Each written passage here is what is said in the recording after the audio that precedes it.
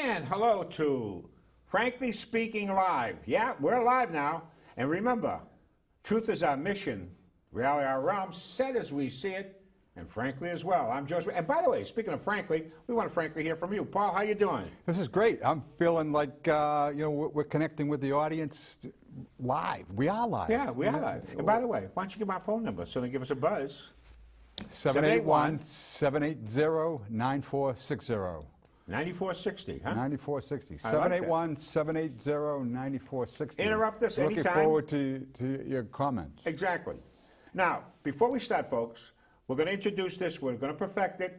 You're going to get 5 Geography B questions. Got that, Paul? Yep. Of which you don't know the answers of any of them. And if you get them all right, never good in this is a geography. test today. But hereafter, if you get them all right, we'll give you the answer at the end of the show. You call our producer, Pedro Diaz, one of the greats, and we'll take your name down, put it in a hat, and we'll have a drawing once a month. But don't they how do they prove that they got them all right? Honor system. Okay. That work? No, we'll figure I hope it. so. We'll work it out. We'll work it out. So, get your pen and pencil, folks. Here we go. Off and running. 1, the oldest city in the world. The oldest city in the world. 2, the flattest continent. How do you like that one? You like that one, Paul?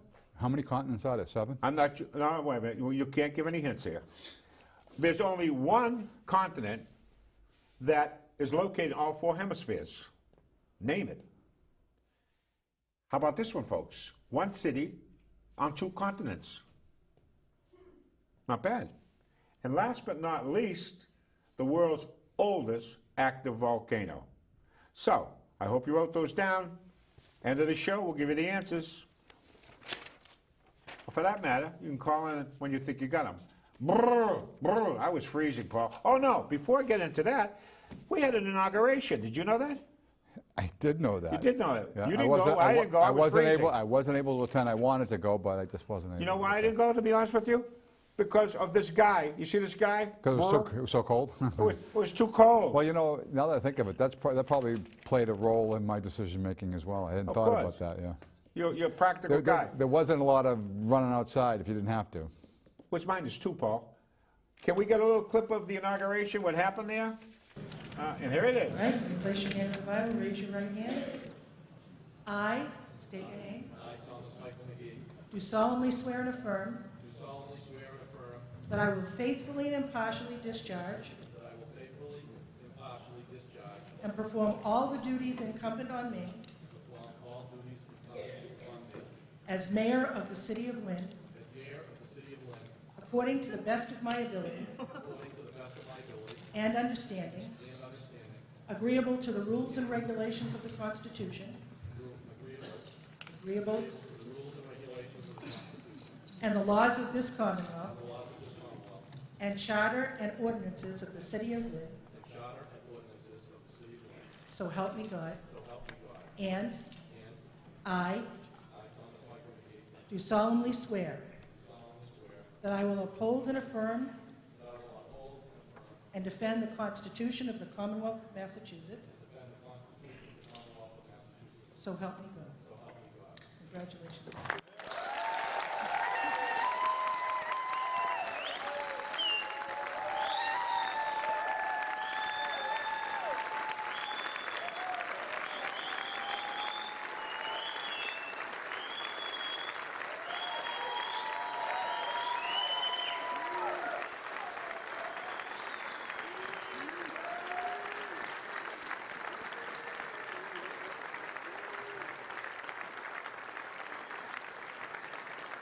Well, congratulations to Mayor-elect Tom McGee.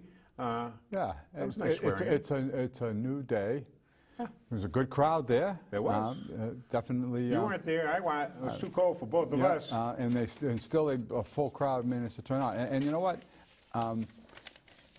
We talked about this before the election. You know, this certainly being the mayor of Lynn, and frankly for any city, is typically a job that, you know, after you get doing it, you realize that it's not, you know, it's not worth it and all that kind of stuff.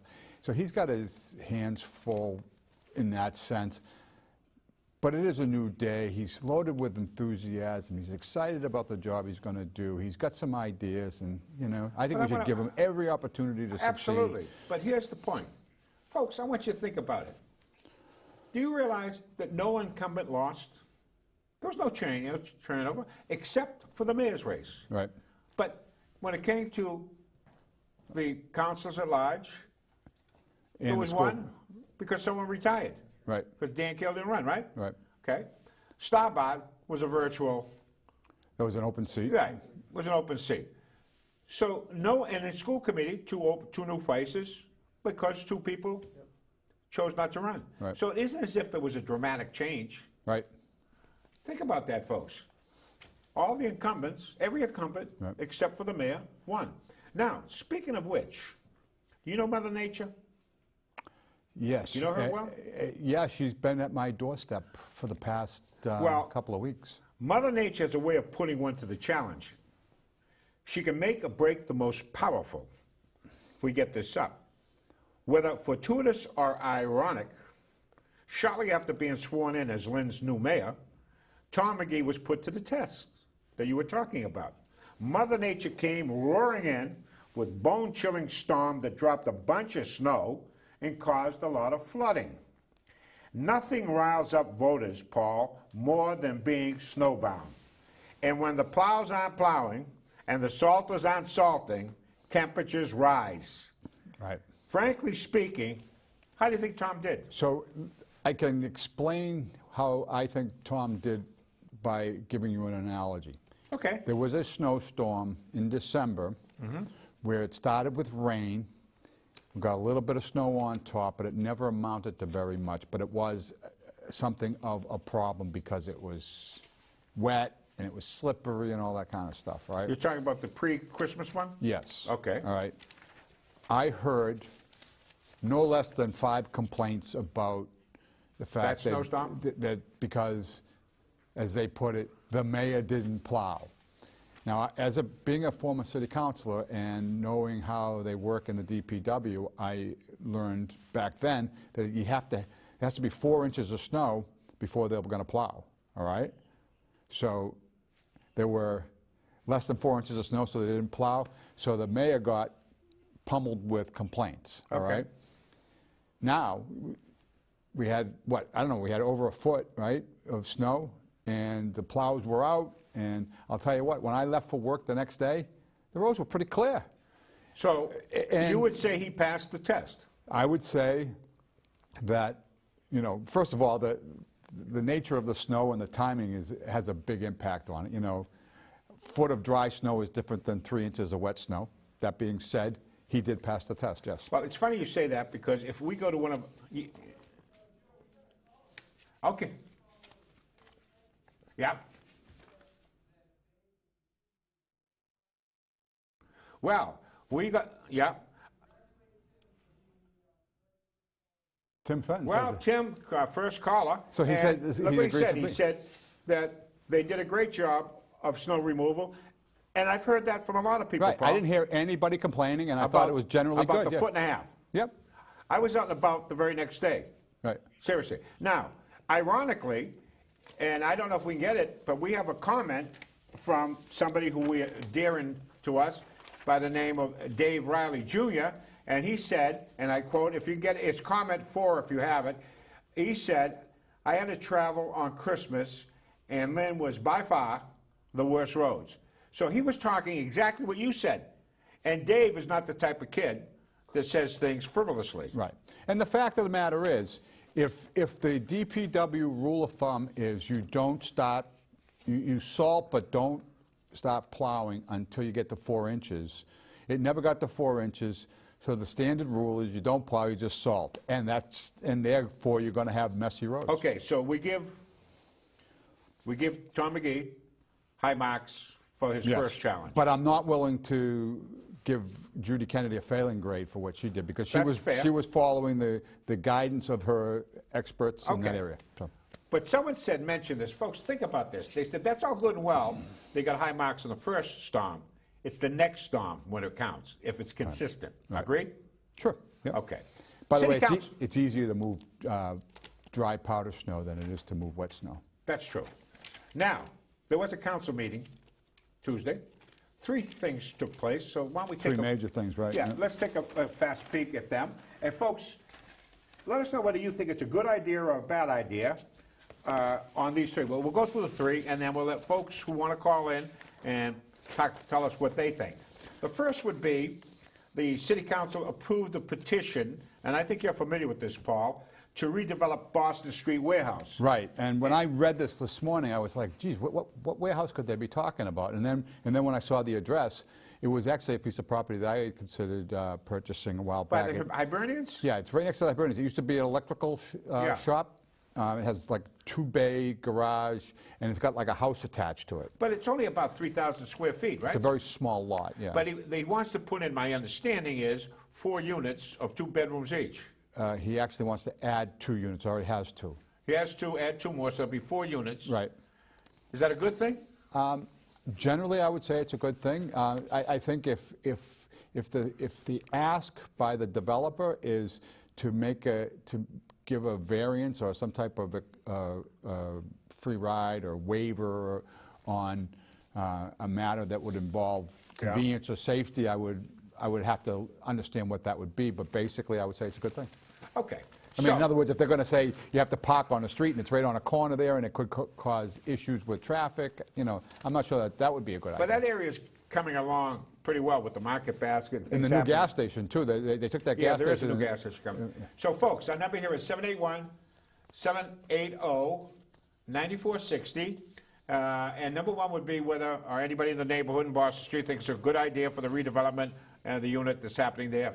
The second thing that happened, Paul, was a demolition, and I think there was a house there that was in disrepair, used as a crack house apparently, and the council voted to demolish it on 7 Fulton Street. I have no idea where that is. It's Fuller Street, and I don't know where that is either, Fuller Street, yeah. And I will tell you that this is, generally speaking, the votes to demolish a residential property in Lynn is a very common occurrence.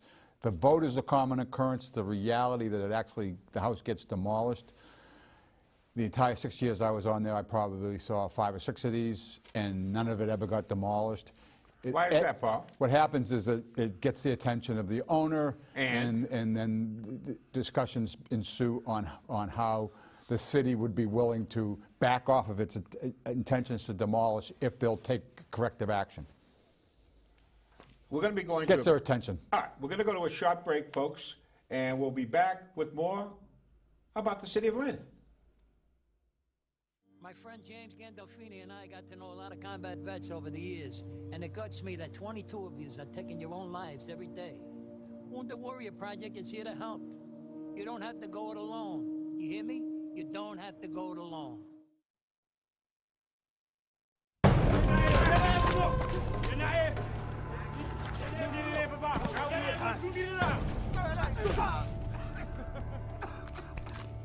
Oliver James. Right.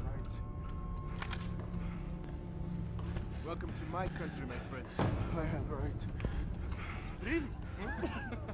Where do you think you are? I am right. I am right! Only rights you have here. Not rights. I give you. Ready? 1, 2.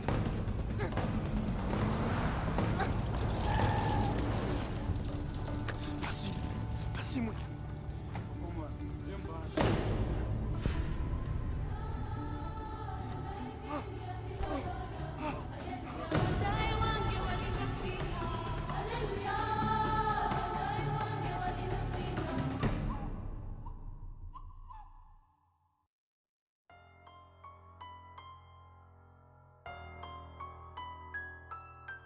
Once you shoot your first needle, you become feeble.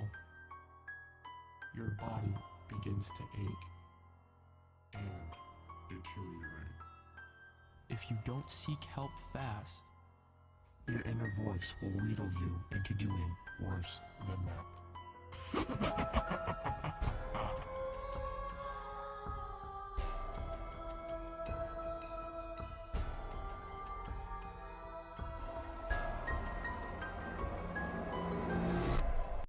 And we're back live here at Lynn Community Television, Paul, on... LCTV at 181 Union Street. By the way, I don't know particulars, but apparently we're going to be open, or the station's going to be open here. Yeah, We're so I'm going to... We're going to get the particulars. I'm going to be ad-libbing a little bit, but basically we were told that two things. One is that the station has extended their hours till 8 o'clock, 4 days a week. I think it's Monday through Thursday. They'll be open till 8 o'clock. Perfect.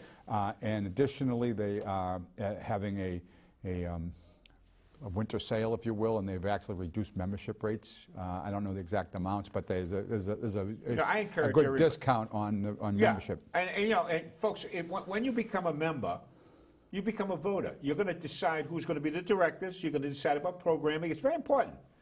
We You want to can be start a show. You interactive. can have a show like this. Exactly. How can you beat that? Think about that. You can compete with Joe and Paul. I don't Nobody think- can compete with us. Maybe right? not. However, the city council did do something, folks. Our number here is, what is it, Paul? 781-780-9460. They did talk about and discuss something, and I believe Colucci brought it up, had to do what they call one-sided parking during snowstorms. Right. So, and this is something that I've seen many times over the years, basically, if there's going to be a pretty bad storm. See, what happens is, and you've seen it, and this is the problem with having cars parked on the street. So that's why you have a parking ban. You get all the cars off the street so that they can actually Hold go on. to the curb. Slow it down. You just said all the cars. This is saying during a snowstorm, one-sided. Does that mean after the fact? Or does it mean during the storm, there should be no cars parked on the street? Right. But then so it's I guess what it is it's impractical to do one side versus... Impractical plowing one well, side? no, it's impractical to get all the cars off the street because where are you going to put? They had 355 Well, let me cars. ask you this. There are certain residential neighborhoods in which that is not impossible to do. So perhaps they should think about certain neighborhoods there should be no cars on the street at all. Yeah, you can debate this in a number of different ways, but the bottom line is if you went to one side, let's say, for example, Broad Street, and you had even side parking on the night of the storm, and then you switch it to odd after the storm so that they can go and do the other side. That's not a bad idea, but they say that already exists. Jim Lamont is supposedly looking into an ordinance that already The exists. thing is you have to enforce it and remind people of it and that kind of thing. I want to listen to you folks. Why don't you give us a call and tell us what you think about one-sided parking? Is that how they call it? What they call it? Yeah, I think so. Or should there be some type of formulation by which in certain neighborhoods no cars should be on Right, the road? so really the operative question is how can we organize the parking arrangements during snowstorms to best allow the plows to do their job? That's the question. If I remember in the past, they used to allow parking at the schools, parking at, public places by our parks. Let me give you a classic example of this, and this was, it represents a challenge for us at Gliss. Ellis Street parking lot is it's a municipal parking lot it's on the corner of Silsby and Ellis, which is right across the street from Gliss. All of the employees of Gliss have parking passes so that they can park in that lot. Now, the snowstorm was on Thursday, so basically we knew it was going to be a bad storm, so basically we put in we have a provision that we employ if we can't get our staff in. We basically close the office and have all kinds of arrangements built in so that we can still do the work that we need to do and so forth. So we did that, so the office was closed, and that allowed that parking lot to remain empty. But what they did is all the people that couldn't park on the street because they said no on-street parking parked in that lot, so they couldn't actually clear that lot.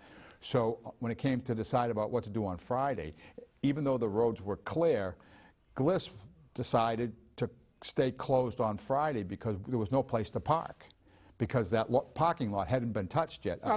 You have to remove the snow that's in the parking lot to start with to make room for parking. That's my point. Yeah. And that's understandable. And then the parking commission, through its work in the ISD, had the lot plowed over the weekend. So when we came in on Monday morning, it was nice and clean. Carl, in real terms, it's a matter of common sense, isn't it? Yeah. It doesn't take a nuclear physicist to figure out that you got to get rid of the snow, and we have too many cars on the road as it stands Well, now. I don't know who coined the phrase, but I remember somebody once saying common sense is not all that common. I like that, Paul. You're getting very bright. We have surplus land in our city. Are you aware of that? Now, it's owned you by and the I city? Remember when we were driving in from Boston a few years ago, and I said, "What's happening here?" The GE had all this green stuff up, a fence so you couldn't see. While they were tearing and they down were their ripping building. down buildings left and right. Yep. Okay, because they were ready to get out. They didn't want to pay the real estate tax on the building. Unfinished land. So all of a sudden, they're selling their surplus land for $500,000. My understanding. Now listen, folks. Here are the players: the Lynn Housing Authority. Yep. Land, whatever that is, it's a nonprofit. That always scares Alhan, me. you mean? That scares me. That's basically part of the Lynn Housing Authority. Land? It's nonprofit. Lynn Housing though. Authority and Neighborhood Development. Yeah, we'll find out. Who are they? It's organized through the Lynn Housing Authority. General Electric Yep. and me. Me meaning you folks. Now, apparently, they're claiming that they're going to be building X amount of houses on that land. It's in West Lynn somewhere, right? There's 3 different locations, yeah. Single family? Market rate? Subsidized? What? Are there any details? Any, good idea or is it a bad idea? I mean, that's fundamentally what we're talking about So here. we haven't heard, I didn't read the article. Yeah. Completed. I think you did. Did they talk about whether they're going to do market rate or not? I would They had imagine. everybody and his brother. Everybody and his brother was getting on it. I mean, you had Moulton jumping in there because federal. You had Jay, Yeah. what's your buddy there? Jay Ash. Jay Ash. He's in on the act. Every rep, Democrat, Republican, city councilors, everybody's getting a bouquet on this wonderful project, which scares me. Well, you know what happens in economic booms? What? Unfinished land gets developed, one way or another. Paul, what if that land happens to be toxic? Then they What have to happens then? You have to deal with it. Remember down by where the clock tower is? That big parking lot there? One of the problems was you couldn't do very much the with beacon it. Site? Well, before where the old Champion Lamps used to be. Yep. That land is all kind of toxic, right? They made a parking lot out of it because Right. you really couldn't do too much with it. Right. What happens if that? What about where White's Laundry used to be? Isn't that land all toxic? How about Classical High School? How about Classical High School, Paul? See, he's a genius, this guy. So they have to. I don't know about that. I'm just so glad I wasn't on the city council when they voted to approve building it on a dump because that was a kind of It's sinking, Paul. It was a bad decision. But the point is that there's possibility that it's contaminated land, and the chances are, if it was GE-owned land, that it has some contamination, and it's probably pretty high. Yeah. But I'll bet you that they already know what the contamination is because they've already been dealing with it and probably doing things to mitigate its spreading and all that kind Do you of stuff. realize that the General Electric, listen to this, folks, the General Electric sold that surplus land to whomever for about the same amount of money that the guy spent to buy the property on Boston Street. Would you believe that? You mean the Federal Street He land? bought, Where the market basket is? yeah. Yeah. He's paid over $400,000 for 3,000 square feet of space. And the General Electric took $500,000. Oh, okay, yeah. What I'm saying is, doesn't compute here. Right. I mean, it's a bonus and a half. You know why? Because the General Electric want to get rid of it. They don't want to pay the tax dollar. Now, we lose tax dollars from that, folks. We have to make sure that that produces revenue, tax revenue for the city to offset the loss, because General Electric was paying taxes on that land, regardless. If they build houses and they sell them to people who are in the middle market, some maybe not, Yeah. let's call them working poor or, low middle income, people that wouldn't otherwise not be able to buy a home, they put them in these homes, they Yeah. would be paying taxes. Yeah, Paul. And they wouldn't be getting any kind of special But all of a deal. sudden, they have a nonprofit in this. Only for the that building. scares me. Only while it's being built. And after that, Then they sell the properties. we hope that Remember, that's do you remember the White's Laundry? Yes, I and, do. And they do these infill projects and so forth. Those are all on the rolls now, and they were all Alhan That projects. could be a good thing. Right. So, the difference would be if Alhan retained ownership in the end, and in some cases they've done that. Paul, they retained ownership, the same combination, down on Washington Street, if I'm not mistaken, right? There's a $71 million project as we speak being built Are there. they going to be selling condos or is that going to be apartments? subsidized apartments at that, remember? Then they are not- also involved in that project, surplus land, happens to be the unions. Right. They're financing it. No, they're not. They financed Washington Street. The unions are not financing it. The investment vehicles the pensions have investment vehicles that they use. The managers of the pension funds have chosen to invest in that project. That's not semantics, Paul. That's a semantic It is not. technicality. It All is right. not. I mean, Okay. We the gotta get GE, to- the unions are taking credit for it, but the fact of the matter is, if it's a good investment proposition from an investment Of course, manager's it's a good impression. You can't lose. It says that wins tails, you lose. It's subsidized. How can you lose? It's impossible. Right. Okay? I mean, that's the problem. Right. But now, let's get to something that's really important, I think, and here's where Mayor-elect Tommy McGee is talking my language. Not mayor-elect. That's right, he's not mayor-elect. He's mayor. Sorry about that. Mr. Mayor, infrastructure connectivity, it's an interesting phrase. Yeah, He came when up he with said it, it was the first time I had heard it. it. It is. Yep. And in effect, he made a point during the campaign that an inadequate transportation infrastructure leads to a languishing economy, to which I think that's absolutely correct. Right. He noted that Lynn, as a gateway city, faces some daunting social and economic issues, largely attributable to the lack of transportation options. Or said another way, the stopping of I-95 going through Lynn. That's one. We're going to get to that, too. But we have a lot of comments on this, during the comment section. He spoke of the need for Lynn to realize infrastructure connectivity, his term, I like it, that is, access to the major arteries of commerce, Paul. Right. That's a great way of looking That's at it. that whole thing I was telling you about with Jamie Marsh's idea of connecting Route 1 to the Lynnway by developing a loop that would come down from the Marsh Road. And We're going to interrupt you because we have a call. Yep. Get it up there. Who might it be? Not a guessing.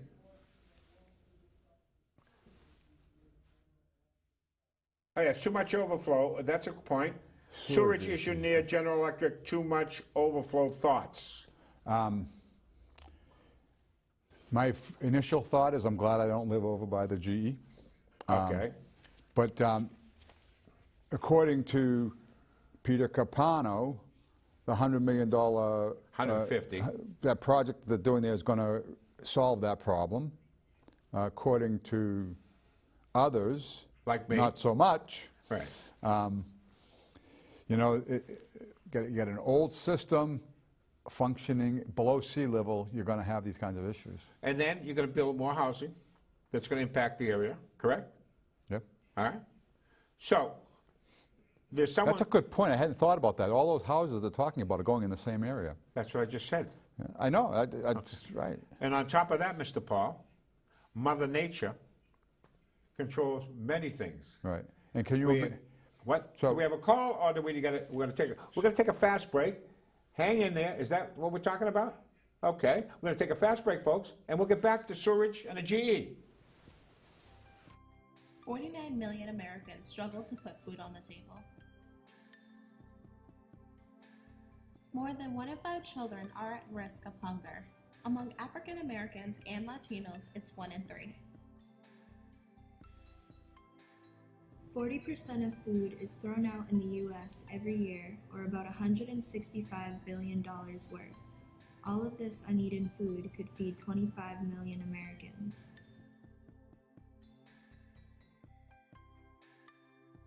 If you or someone you know is struggling with hunger, please visit My Brother's Table at 98 Willow Street. Welcome to the Community Calendar. Here you can find out about fundraisers, festivals, and other events right here in the Lynn community. Check it out on lyntv.org and don't miss a thing.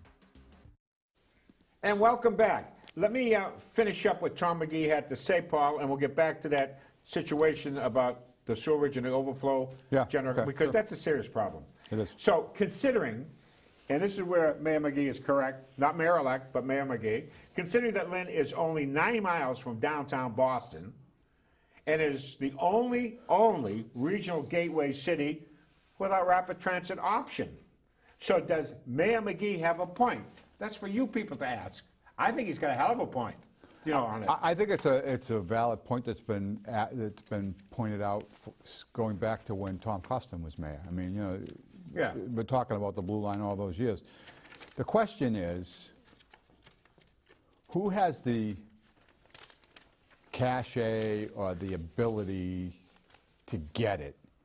You know, and how do you go from the dream of doing it to getting somebody to actually make it happen? Paul. It's called willpower. You know, the problem with people and politicians is they tend to make excuses for non-action. Right. Blaming everybody else, this, that, and the rest of it. Instead, look, you're going to have casualties no matter what you do. The situation in West Lynn. Okay, you want to build houses there? Fine. Improves the tax base. But you know what? You're going to add flooding. You're going to make a bad situation worse by developing. So what do? Do you stop the developing, Paul? Right. Or do you accept the fact there's going to be some flooding in West Lynn? If we go back to comments that you were making, I don't know, about a year ago when you were saying that Lynn needs to think big, I think as you put it. Think big. Yeah, you were talking about, you know, turning the entire, like, Ward 6 area, you know, kind of leveling it and starting over, right? I mean, you were talking exactly. like that. This is the reverse of that. This is, you know, incrementally piecing it together with existing. If you go big, if you build a wall, you're going to get consequences. There are going to be some unintended negative consequences, but the overall positive consequences outweigh it. So yes, you're going to dislocate some people. Yes, certain things are going to be negative. But you have to look at the long-term best benefit. West Lynn is made because of its connectivity or potential connectivity to the infrastructure and access to Boston. If you could get those folks who can't pay market rate in Boston, it's too expensive, who'd be more than happy to come in Lynn, that has a lot of great attributes, and commute, get back and forth, to be in downtown Boston 15, 20 minutes by rapid transit, you're talking a different ballgame here, Paul. You're talking serious business. But you need someone who's got enough imagination to say, call up a developer, call up some of these rich Arabs and say, how would you like to invest, or China, or whomever, right? She's got the $1 million. Don't call Elizabeth Warren because she doesn't want to invest in any of that type of stuff. And great things will happen. Now, I want to get to one quote before we get, what were you on, segment 3 or whatever? And I just bring this up. You don't have to bring this up, but Pedro, I want to say, because I just love the quote so much. I was going to do some Teddy Roosevelt quotes, what we'll do later. Okay. And I'm going to read you the one quote. One quote, folks. Listen to this because it's telling. Teddy Roosevelt, 1903. Republican, by the way. When they call the roll in the senators do not know whether to answer present or not guilty. How do you like that one, folks? I don't know the exact joke, but there's kind of a kind of a riddle where somebody says, "Okay, which sport am I describing here?" And you describe it as, you know, 50 sex offenders, 100 armed robbers, some kind of crazy numbers like that. And you know, the answer's, you know, instinctively you're thinking football, basketball, you know, something like that. You know, that's kind of the instincts. But the answer is the U.S. Congress. Tell me about it. So, but the reason why I brought that quote up is what Paul was talking about. You know, everybody dreamed from Mayor Costin way back when until now, and yet nothing happens. And that's exactly right. Nothing happens because of the lack of willpower and courage and imagination of your elected officials. So look in the mirror. You don't want to put them there. Well, here's the thing, and this is the reason why I always make noise about, you know, not having real elections. You know, like with Brendan Crichton running unopposed for the Senate seat. He has no reason to be supportive of. I'm not saying that he won't support the interests of the district that he serves, but he's going to be more compelled to respond to his donors than he is going to be to respond to his. They're called the shepherds, Paul, the overseers of the plantation, okay? That's right. They run the show. Right. But we're trying to do something a little different here, folks. We're trying to get you to be interactive with your city so that your voices are going to be heard. Frankly Speaking wants you to frankly speak. Yeah. We're just a vehicle. Right, that's now, right. I'm opinionated. You all know that. No. Yeah. And so aren't you, and so aren't they. The question is... me? Yeah, of course. The question is whether those opinions are sustainable when put under the microscope, or they're simply opinionated. That's the problem. So you can have all the opinions you want, just make sure that they make sense. We have a bunch of comments, a ton of them to get to. So before I give answers to the geography bee, let me start down with what you were talking about. Tim Fenton said something important. He said this. He said, the state hasn't bothered to replace the Fox Hill Bridge for how many years now? Do you think that they're going to connect 1A and 107 to Route 1 across protected wetlands? We are living with the sick 50s design transportation. He is absolutely correct. Then he talks about monorails. I never thought about that. Yeah. This is precisely what you were talking about last week. Right. You know, it's really very good comment, Tim, by the way. I mean, Of course. I drove. Erudite. I was coming down the Marsh Road, Yeah.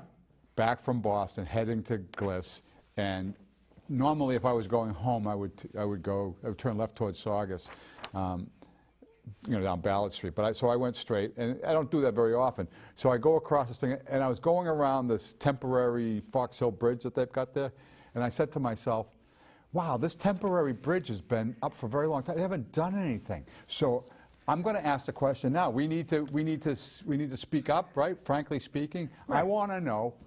I mean, I don't know whether that bridge is Lynn or Saugus or if it's state or it's probably a combination of all three. But I'm going to ask the Lynn people, the Saugus people, and the state people. And Revere. What's going on with that bridge? You built this temporary bridge, by the way, which could probably be permanent for the next 100 years. It'll be fine.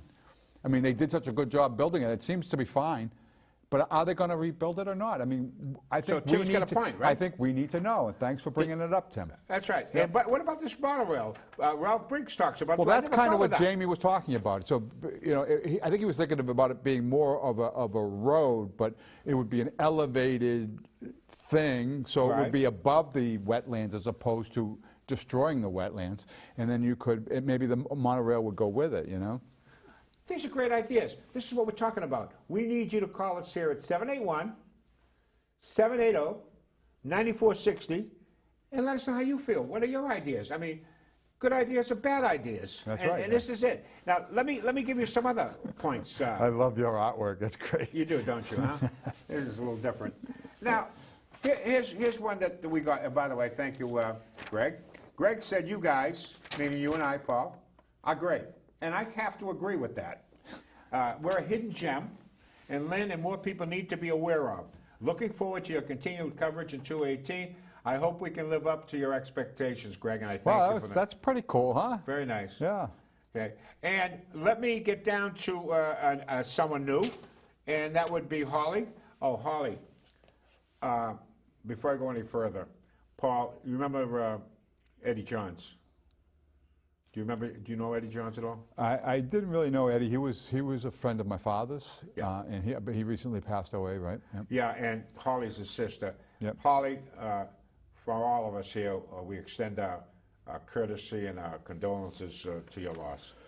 But she wrote to you, Paul. She says, I got a lot more to tell you, Paul, about dirty politics, so you better get a hold of her. Who said this? Huh? Who said this? Yeah, she did. Who? Holly Shotton. Where's You're that? on the wrong side of town, Paul. I don't see it. Well, keep looking. Comments number 2. Larry McCulley. Larry McCulley, one of the best. He said, I believe we will make up with the new tax bill. Now, Larry's referring to the federal government, the tax cut, and that folks are going to be realizing, in February, you folks are going to be realizing a significant amount of benefit paying lower taxes. He says, however, and he's right about this, that's going to be offset by a real estate income increase come April of this year in the city of Lynn. Do you buy that? Yeah. Huh? I do. So here you are, on the one hand, benefiting from the federal government, and by the way, neither Moulton nor anybody in the Democratic delegation of Massachusetts voted for that tax bill, right? Not a one. And they're all becoming beneficiaries of it. Right. Every one of them is. So remember that when you hear all the stuff about those bad guys down there. Right. And just think, and when the liberal democratic state of Massachusetts has its localities raising the property taxes, which is a regressive tax because a lot of people are on fixed incomes and can't afford the increases, and you recognize that the federal government run by a Republican Congress and a Republican president lowered the tax rate to help you to deal with those increases at the local level. Do you realize how many companies have raised the minimum wage without being mandated to do it? I heard giving out bonus. Walmart went to $11 an hour. 9 to 11. Right. And they're they employ, issuing out bonuses, 1 million people. How about Black America? How are they doing on there? He said, what have you got to lose? Guess what? They're doing better than, in the aggregate, than they've done in a very long time or They ever. have the lowest unemployment rate in their history. Right. The lowest. Think about that. Folks, we're going to give you the answers to our quiz before I forget to do that. So where's Holly's comment? Can I see Holly's comment? Who? Holly? Did you say Holly? It's right here. I don't have that one.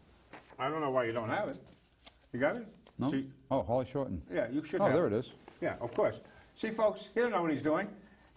Yes, he does. I'm being cruel. So let's throw up these answers, which are fascinating. The first, by the way, the oldest city, ready, folks? Damascus. It's the capital of Syria. That's where we got some problems going, remember? Right, That's yeah. when ISIS was all. Although ISIS has is been there driven out. and there's a civil war at the same time.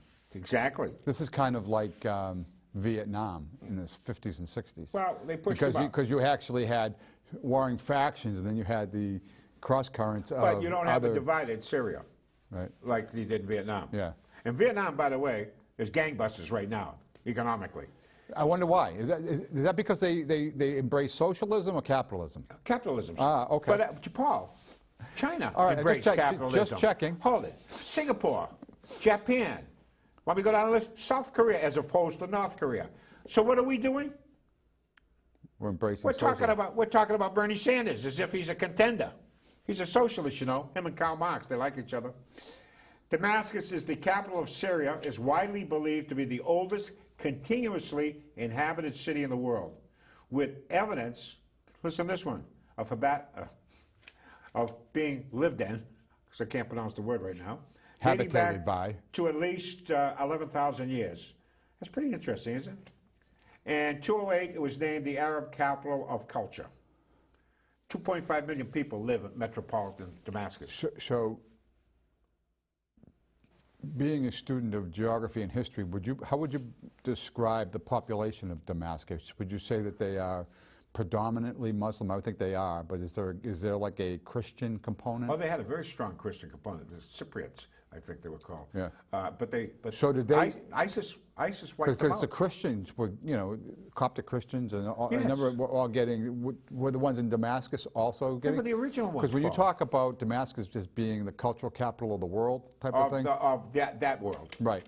There's a lot of mystique and the history there, and there's a lot of history in the Middle East that's been destroyed by ISIS. And I was wondering if Damascus was a victim of not only the killing of Christians, but also the destroying of the both. history. They did. Like we're doing. Right. We're doing the same thing. We're getting rid of all these statues, historical statues. We don't like them.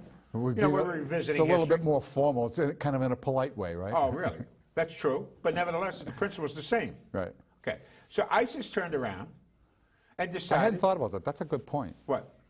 That the decision to take down a statue because it represents the Confederate Army, which is ostensibly pro-slavery or something like that, so that we should never honor it, which is kind of their argument, right? Is the same. Taking it down is the same thing as driving through and blowing it up with a tank. You can't rewrite a sanitized history. No, Accept it for what it is. It has its warts and it has its benefits. Those folks. If we don't remember our history, we'll be doomed to repeat it, right? Absolutely, absolutely.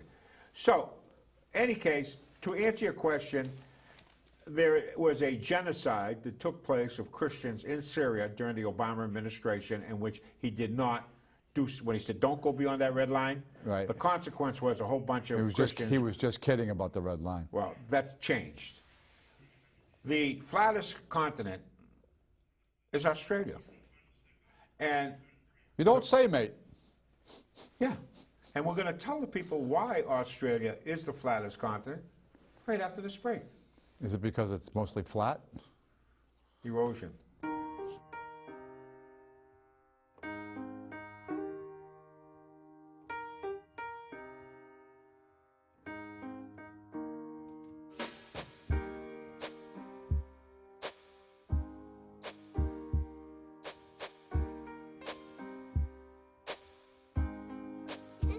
I love my sister.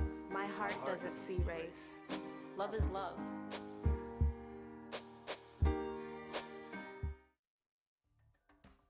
Welcome to the community calendar. Here you can find out about fundraisers, festivals, and other events right here in the Lynn community. Check it out on lyntv.org and don't miss a thing. And we're back. The reason why Australia, folks, is so flat is because it's so old and it has been subject to erosion. You know, it's like, Paul, in this part of the country, we have the Appalachian Mountains. They run from Maine to Georgia. Yep. The highest mountain, I believe, is Mount Washington. There may be another one, but we'll use Mount Washington. It's only about a mile high, 6,000 feet, a little over 5,000 change. Right. Well, that's nickels and dimes compared to the Yeah, you Rocky go out Mountains. to the west, it's like 11, 12,000. And higher. Yeah. That's because they're newer. You know, erosion hasn't beaten them down. You know, like a guy like me. But does it have to be because it's newer? Couldn't it just be that they got they got smushed together and they, We have to go 1 minute to break. We're going to go to another break. Well, we have a call? Oh, we got a call. So we're going to go to that call. Thank you for being there. 781-780-9460. Come on in. Come on down. Give us your call. Give us your thought. When can the residents park with all of their street and narrow streets? Width. Yeah, that's a good point. Thanks to Councilor Sayre for shoveling. He did that, you know. he always did. Him and Billy Trahant used to go out with the plow and the snow blower, and they used to help out residents in their wards, and they did a lot of, they got their hands dirty, as it were. So he's the type of guy that gets out there and does the work. Yeah. It's a constituent Right, guy. right, yep. It's amazing. Shortly, But it's not an easy answer. I mean, they want to know where they're going to put their cars because and this is something that I was kind of hoping that the city would do with the thaw going on, and because I was driving home from a meeting outside the city, coming down the Linfield Street, and there were people out there trying to widen their sidewalks and make more room because the snow had started to soften. The city should be out there trying to widen the streets right now. Well, I saw some of that. What Well, do they call those things? DPW, Buffum Street, and Parking Commission, Buffum Street. There, people are parking on both sides of the road, and if you're going to either make them only park on one side of the road, or clear it and make it wider so then parking on both sides of the roads, this is going to be a problem. I don't like those high snow banks at the corners where you Right, because you have to peek around the corner. Yep. I want to finish up, folks. The only continent on 4 hemispheres is Africa, both the north, south, east, and west. That city, which is in both 2 continents, is Istanbul. It's Turkey, capital Turkey, which is, no, it's not the capital Turkey. Ankara is the capital of Turkey. So it's part Asia, part Europe. Europe, right. Both, yes, both. And lastly, the most active volcano is Mount none Etna. other than, Mount Etna. Mount Etna. Very good, Paul. You're a brilliant guy. I didn't know You was told me Sicilian. earlier, that's the only reason I know. Oh, so you didn't have to tell them. And that's in Sicily. And by the way, folks, I happen to have been there 2 times when it decided to go kaboom. I left Both in a times hurry. it went kaboom? It went kaboom. 2 times that I was there. It's probably trying to tell you not to come back. That's what, and I didn't go back. Our number here is 780-9460. I'm going to try to find out how much time we have left, and we can take a few calls if we could. Yeah, I'd like to make an announcement too, if I can. We got a 5 minutes left. Just a reminder that if Okay. you're watching this between 5 and 6 o'clock on Thursday, You're right. January 11th, we are live. We are live. But we will be having tape delays throughout the week, so you can catch us later on tonight, and then as the day goes forward. If you're not sure, go to the website and you can find out. Why is the government the main catalyst, I love that word, for investing in the city of Lynn, not the private sector? That's a great question, Ralph Briggs. That's a great question. Why is that, Paul? I've heard this time and time again that, you know, from private developers who get frustrated that the Lynn Housing Authority tends to be the main developer. Okay, so let me ask this, Paul. But you got to remember, too, that part of the development is the seller of the real estate, and the private sector sold the real estate to the nonprofit sector, too. So, Paul, if I'm not mistaken, there was a whole bunch of regulations at the federal level that were completely discarded. Agree? about what? They got rid of regulations. Oh, under the At the Trump federal, at the federal level, they got rid of regulations, right? What has happened to the economy as a consequence? Well, part of that, the effect of that is the booming economy that we have. So, if you were to extrapolate and say to the founding fathers in the city of Lynn, or the officials, that if you deregulated, you'd probably enhance private investment. You talk about that investment down at Beacon Chevrolet. That should have happened a long time ago, Paul. They threw more obstacles and barriers up than you could shake a stick at. They listen to these nonprofits. You know the crazies go down there with tents. But that's not what's stopping it. What's stopping it is the state of Massachusetts and the coastal zone management and all of their crazy rules around. So it's regulation. Right. Rules is a regulation. So my point being, and Ralph's point is well taken. If the reason why they have so much regulation is because government wants control, so it puts regulation, so it becomes the investor, and he can tell you what it wants to do, which is exactly what we ought not to do. One of the guys I used to serve on the city council, whose name shall remain nameless, once said to me, "We want to create this ordinance so that we can have control." Of course. Of course. Need you say more? And then that's what happens at the local level, the state level, and the federal level. Not at the federal level, Paul. The federal level, the swamp is getting drained. Well, let me just tell you that there's one guy trying to drain the swamp while the creatures in the swamp are trying to restore it to its original self. So, but I'll say this to you, Paul. All of those creatures in the swamp that have been trying to drown the guy that wants to drain the swamp, they've been going down the tubes. He's still standing. The institutions of power in government, local, federal, and state, are always pushing out those who want to disrupt the status quo. And the purpose of, frankly speaking, folks, is to give you, to empower you, to tell the folks in the city of Lynn, let them listen to what you have to say. You're the important issue here. That's all we're about, Paul. Yep. Get the message. By the way, Paul, and with your agreement, we invite any city councilor, school committee person, the mayor himself. I'd love to have the mayor come on because I want to be in his corner, Paul. I want to help him be successful. I'm with you 100% on that. So I invite anybody from the school committee, anybody from any of these sectors that wants to do good things for the city of Lynn. Come on, tell us about it. If you like what you're hearing from us, or if you disapprove of what you're hearing from us, and Let us you're an know. elected official, come on and share your position. Yeah, and by the way, we're not in the business of trying to insult anyone. We're trying to solve problems, not exacerbate them. Right. This isn't a, we're not here to just criticize. We're here to try to find problems. We're not CNN, folks. We're not MSNBC. We're trying we to don't put resolve someone on issues. there so we can rail against. Right. That's all not I've it. ever wanted, Joe. From the day I got in ran for the city council, all I wanted to do was be part of the solution. That's it. So we're looking for solutions, and you folks are the key. Our number here is 781-780-9460. By the way, if you could let me know, Pedro, flash something up there. Will this show be repeated, or is it, that's it? Yeah, so I don't know if we can actually share that with them. We don't have enough time, but we can always instruct them to go to the website, go to our website, and that will tell you when the show is going to be replayed. So it will be recycled. and it'll be seen. So listen to it. And by the way, don't forget those geography questions. And if you get them right, starting next week, because I have to put it together, we're going to put your answers into a hat or a bowl, pluck it out. I like the idea of scratchies, because I'm addicted to scratchies.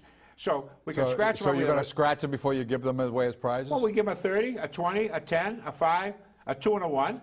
So there'll be a lot of prizes. And who knows? They may just hit the big number. What's wrong with that? I just want to make sure you're not going to scratch them before you give them away.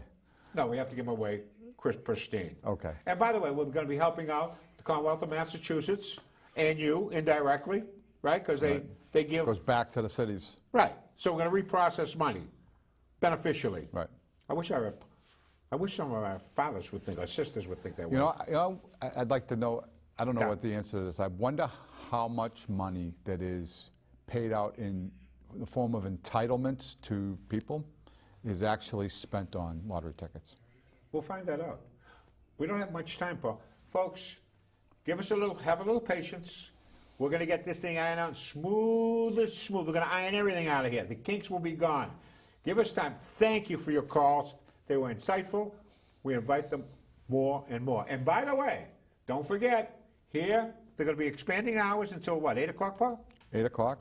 And that's 4 days a week? Plus, they're also having a reduced price membership drive. Ooh, I like that. So if you're hoping to learn and become part of this whole program down here at LCTV, go to the website and learn more about it, and we hope you'll join in and participate. And don't forget to tell Brian we sent you.